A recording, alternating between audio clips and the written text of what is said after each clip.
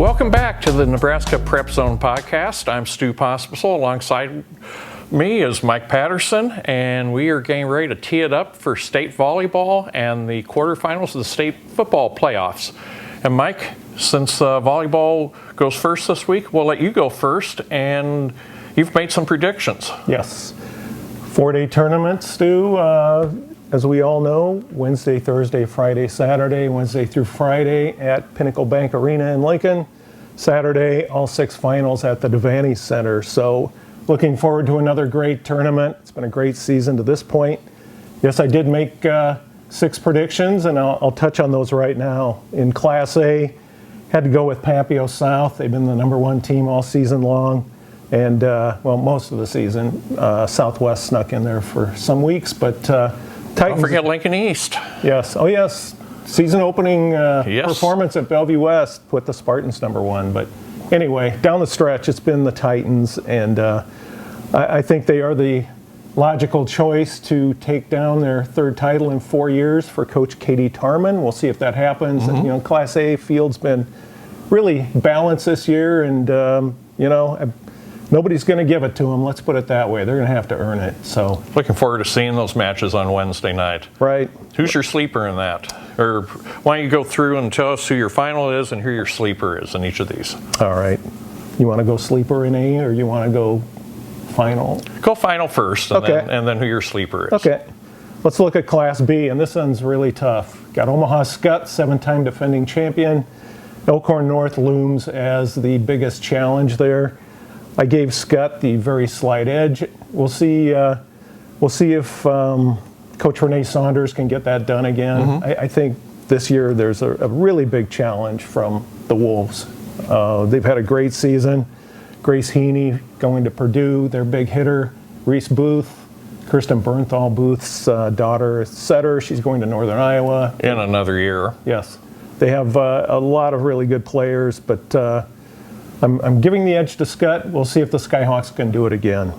Who's your sleeper there? The sleeper in Class B is Waverly. Okay. The Vikings of Coach Terry Newyear. They're there every year. They have 3 players on the Nebraska team. So what does that tell you about the quality of players? It's been very successful. So C1? Yes. C1, I went with our friend Sharon Zavala and Grand Island Central Catholic. Tried and true. Sharon has more wins than anybody else in the state, more than 1,100. GICC's had a really nice season once again, but they go in as the #3 seed. That shows you how tough Class C1 is. So North Bend is the top seed and Minden is the 2nd seed. So C1, again, one of the most competitive and closest classes. Who's going to be in the final, and who's your sleeper? Well, I picked GICC to be in the final over North Bend, which has been #1 for much of the season. And the sleeper is Kearney Catholic. Another traditional program? Yep. The Stars of Coach Chris Connor back again, and that's GICC's first round opponent. So we'll see if the Stars can upset things, and we'll go on from there. So okay. On to Class C2, and we know who's the top C2. The only undefeated team left in the state, Lincoln Lutheran, 37-0.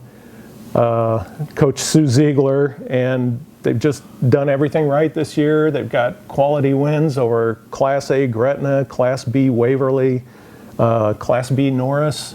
So they really have some great wins, not just in C2, but the higher classes too. So they were the C1 champion last year. They are really have to be considered the favorite in C2. Who will they take on in the final? Well, in my opinion, I think it's going to be Fremont Bergen. Coach Sue Wewell, she does a great job there. Bergen seems like they're there every year. They're going to take another shot this year. But I think in the end, I think Lincoln Lutheran might be just a little too tough this season. Who's the sleeper? So and our sleeper in Class C2 is Clarkson Lee. They've got Patriots? They've got some really good wins this year. I think we mentioned last week that they beat North Bend and handed the Tigers their very first loss. So Clarkson Lee is our sleeper. How about D1? D1, we're going with Norfolk Catholic. Even though they had a couple of late season losses, One to Hardington Cedar Catholic, which is also in the mix this year. But I'm looking at the overall of what they've accomplished this season, and they've come close in the past. And I just think Norfolk Catholic is the logical choice. Again, I think it's going to be tough, but we're going to go with Norfolk Catholic, and I've got them beating Cedar Catholic in the final. So kind of that rematch, and we'll see. Was that from a sub-district? That was from a sub-district, and that was at Norfolk Catholic. So going up and winning there, not easy, but I remember Cedar Catholic a couple years ago at state. They defeated Superior when they had Meyer playing Meyer, there, yes. I don't think anybody expected that. So the bright lights of state don't bother Cedar Catholic. Sleeper in that class? Sleeper is Cambridge, another team that's had a great season. I don't know if they have quite the firepower to get it done, but I think they have a good chance to be the dark horse. I'm just trying to see who they're playing in the first round. And Cedar Catholic. Yes. So that could be that's a key good match. matchup. Key match right off the bat. So that's at 1 o'clock on Thursday, so that'll be a good one to watch for. And finally, D2. And D2, we're going with the top-ranked Howells Dodge Jaguars. They won D1 last year. They're playing in D2 this year, and I think they have enough firepower to get it done. Second straight title, and I've got them defeating Humphrey St. Francis in the final. And the dark horse, and this is another school that always seems to be there, Falls City Sacred Heart. I don't know if Sacred Heart quite has it to get it done this year. They play St. Francis in the first round, so another like they did in football. Another big match. That's at 11 a.m. on Thursday. So I'm going to go back retroactively, Stu. I don't think we mentioned our dark horse in Class A, which is Gretna. The Dragons, they were defeated in the district final by Marion, and that got the Crusaders in. That was a reverse sweep, right? The Dragons took the first two. And the Dragons have done that a few times this year, where they've won the first two and they've kind of let off the gas pedal a little bit. They did that at Westside a couple weeks ago, and Mike Brandon does a really nice job with the Dragons, and I think that they could be a dark horse in this. We'll see if that. Who do they open with? We'll see if that comes to pass. Well, they open with Westside, so a rematch against the Warriors, and the Warriors have had a really nice season too. Like I said, that Class A field is really balanced, but Papio South the slight edge. So that's a quick look at what we have coming up the next 4 days down in Lincoln. Well, I'm going to be joining you on Wednesday and Saturday, so looking forward to some good volleyball and some fast action. So you're not going to be there Thursday or Friday? I have NSAA on Thursday, and Friday, guys. Nice segue to state football quarterfinals, and we'll go through the Class A and Class B games a little bit more in depth, and then from there. Class A, we start with number 10, Lincoln Southwest, 8-2, going to Westside. Westside's trying to get back to the state finals once again. Warriors hope to have back Caleb Benning this week from his broken collarbone. That would certainly improve the Westside secondary, and it's both running and passing defense. Like Westside in this one. Millard South, kind of I can't call them Cinderellas because it's been a tale of if you've had Cam quarterbacking or not having Cam quarterbacking. So they're 6-1 now with Cam Kozel quarterbacking, 0-3 with him not available. He's available. They're going to Grand Island. Grand Island's put together a nice season. Jeff Tomlin has put together team after team that, you get a lot of seniors that graduate, but he finds the next group coming up. They're 8-1 or 8-2, and Millard South 6-4. But Millard South went to Kearney last week, won that one by 2 touchdowns. I think this one will be closer, but still like the Patriots to get a rematch with Westside, which is the one game that Cam Kozel's lost. Patriots have done a nice job for the new coach this year. Ty Wisdom, yes. Yes. Andy Means stepping down after so long, but I agree. I think the Warriors and the Patriots have the edge there. Creighton Prep plays Elkhorn South at Elkhorn Stadium. Just saw that Cole Ballard, with 5 touchdowns last week, is now number 4 nationally in touchdowns with 38. Kudos to him. Prep will try and make sure he doesn't get 5 this week, but it's a good matchup, I think, in the lines. And you've seen Prep, I've seen Prep. It's going to come down perhaps to quarterback play and how healthy Marty Brown is. He at North Platte last week churned out 104 yards on 25 carries. It was a shutout for Prep. It's third of the season. But I've got Elkhorn South going all the way, and I don't think it's a storming win, but I think it's a decent win for Elkhorn South. The Junior Jays were really impressive going out there and getting that shutout, and that was a place out at North Platte that Westside got beat. But boy, Elkhorn South behind that massive line, and you mentioned Ballard, and got to give the edge to the Storm there. Well, and Elkhorn South as well has a passing game with Carson Rauner throwing for 150 yards a game. He's got some good receivers. Jackson Moeller Swan comes to mind. Ballard can take the short pass the distance. So I think that's one thing that North Platte lacked was a passing game, so Prep could really stack the box. Yeah, I agree. Junior Jays, I think, are going to have to force a few turnovers and get some points off of those because, as you said, I think Elkhorn South might have the slight edge in the quarterback, just a little more stability there. So, again, edge to Elkhorn South. And then it's the rematch. Bellevue West, 7-3 at top-ranked Gretna, 10-0. First time around, Mike, you saw it. You were there. 26-point comeback in the final 7 minutes. Bellevue West led 37-14, lost 40-37. I think this time Bellevue West is going to finish it off. Gretna certainly needs to have Isaiah Weber back at running back. He's been hurt the past couple games. He's still week to week.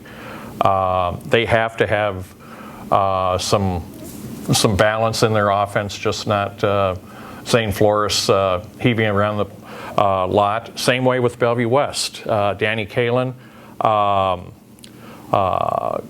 Galf, they've switched running backs. I'm not sure if that's out of necessity or just coach's decision, but Galf ran for about 200 last week.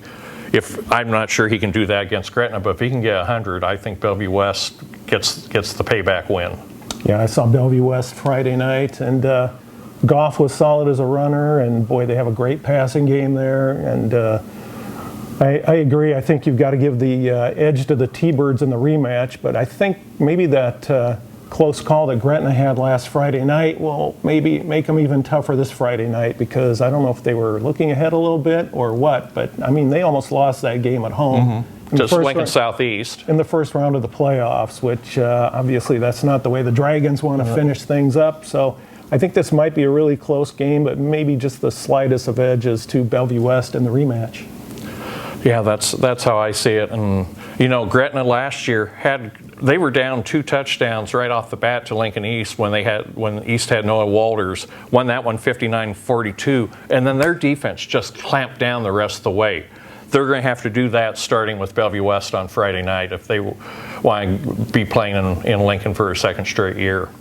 I'm sure Coach Huffman down at Bellevue West is looking at that tape from the previous game when they played if he hasn't Gretna, burned it, and showing it to his players and making him watch it 1 or 2 times, because if that isn't motivation to play Friday night, I don't know what is. Like you said, I was there the first time around, and it was just, you were kind of rubbing your eyes. Is this really happening? And it just kept on and snowballing until the point where Gretna kicked that late field goal to win it right at the end.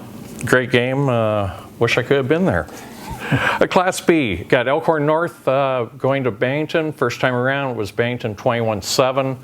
Like the Badgers again. Elkhorn North has followed that loss with a comeback of its own, coming from 20 down in the fourth quarter to beat Blair by 1, and then good win at Lincoln Pius X. Hard place to play at Aldrich Field, traditional team. They won by 3 touchdowns. I think they can put a scare into Bennington if Bennington's not sharp, but I still like the Badgers to win their 24th in a row. Agreed. It's really Bennington's to lose, so I think the Badgers are looking solid all the way through, so long as they stay focused on this week, not peeking ahead. And I think they're going to do that, so we'll take the Badgers. Well, that winner will get the winner of the Battle of the Vikings, Grand Island Northwest at Waverly. Last year, the game was 59-13 Waverly. I don't see that being nearly that wide a gap, but I do like the Waverly Vikings to advance and see their Eastern Midlands Conference rival. Yeah, I agree. We'll take Waverly there. Omaha Skutt goes to Scottsbluff for the first time since 2014. Scottsbluff has just one loss, and that's to Class A North Platte. Sebastian Boyle and Braden Stoll are a nice 1-2 punch for Scottsbluff's offense. We're going to go with the Bearcats to make a trip east in another week. That's probably the logical selection, and the fact that Gross went in and beat Skutt this year tells me the Skyhawks might not quite be where they have been in some of years past at this point. So yeah, probably go with the homestanding Bearcats. And then York Omaha Gross at Bryan Stadium. Great season for the Cougars. 10-0. York 7-3. Unfortunately, one of their main cogs, Dalton Snodgrass, the son of Glenn Snodgrass and brothers playing at Nebraska, out for the year. Bad loss for the York lineup, but the Dukes did beat Seward for the second time last week. But I think Gross is on a collision course to see Bennington in the final.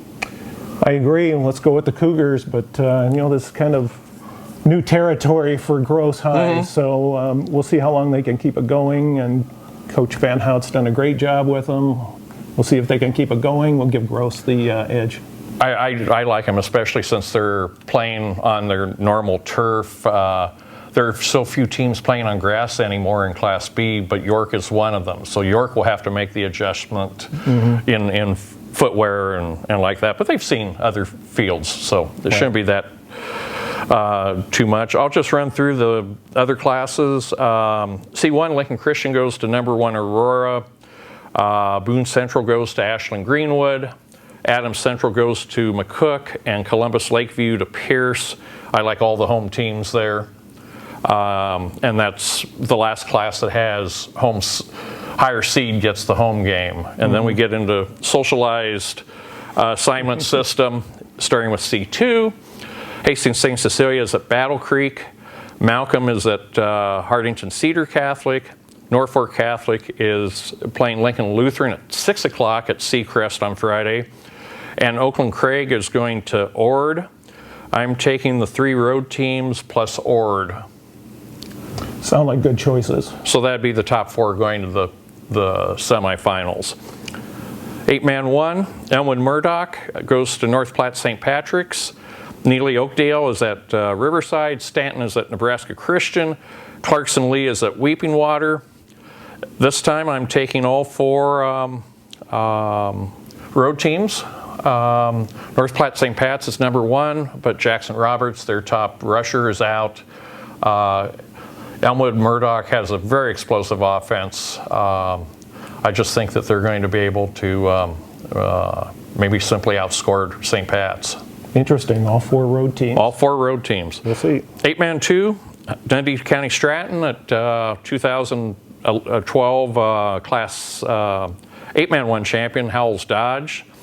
BDS is at Central Valley. Bloomfield's at Wynot. That's a rematch that Wynot won 44-30 just 2 weeks ago. Hitchcock County at Elm Creek. Again, I've got 3 road teams, and I'll take Wynot to repeat. The Road Warriors. The way it works right now. 6-man, Shelton at Sumner Eddyville Miller, Parkview at Red Cloud, Pawnee City at number 1 Potter Dix, which put up just 109 points last week. Yeah. If there's a basketball team that can get that this year, boys or girls, they're going to achieve something. I thought it was even higher than that. Wasn't it like 132 or something? No, it was 109. Oh, because we heard when I was at Bellevue West, they announced that partial score, and it was like... It was 86 or 88 at halftime. And yeah, it's like, whoa. Well, the clocks kept running at that point. Brady couldn't get the clock shut off, so... I don't know if they wanted it shut off. They might be having fun. It was a pinball game. And Arthur County goes to Hay Springs. Haven't made my picks there yet, but they're only 2 rounds away from being at UNK in the state finals. So Watch out for Potter Dix. That's the bottom line there. Yes. We'll see how the Coyotes howl these next couple of rounds. So anyway, that's our wrap up for what's going to be a busy week. We hope you catch a game, and we hope you catch us next week when we review the volleyball season and tell you about the state football semifinals. For Mike Patterson, I'm Stu Pospisil. See you again.